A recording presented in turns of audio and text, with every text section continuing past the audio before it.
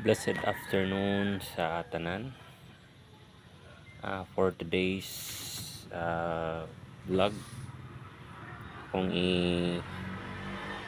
run through guys ang ato ang functions sa ato ang switches left and right.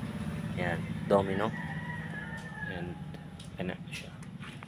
So as we start, so of course ang atong ignition key naka-on na. Pero ang atong kill switch palong siya. So kini siya nga TFX style is slide down. TFX style ni. Slide down to open and then slide down to start. Yeah. And then sa left side guys, ang naka-nindot sa domino is pwede na siya nga butangan nimo og switch ang imuhang headlight. Ini siya, park light ay nagsiga. Hindi ang headlight. Pero wala na ko totally guys i-condemn yun na wala gyud magsiga ang park light. So as is nang siya atong park light. And then sa atong switch ana siya. Mo-on na ni siya ang headlight. Pagsagad na.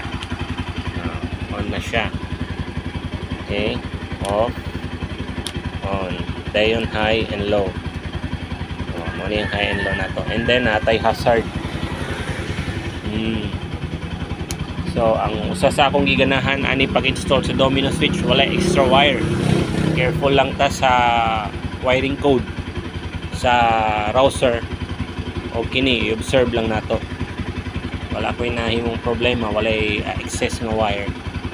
Pag perfect ang atong installation with the wires sa ato ang stock, naana dayon tay switch sa atong headlight, and at the same time ang ato ang park light, ang ato ang hazard switch.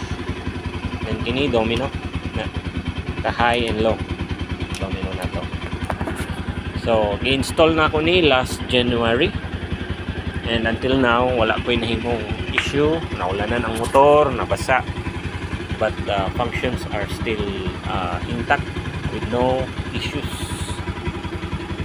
Okay, so kana lang guys. Kung na may mga pangutana o gusto mo mag-install ani, comment na lang or PM. Okay, kana lang para niining kahaponon. God bless o salamat.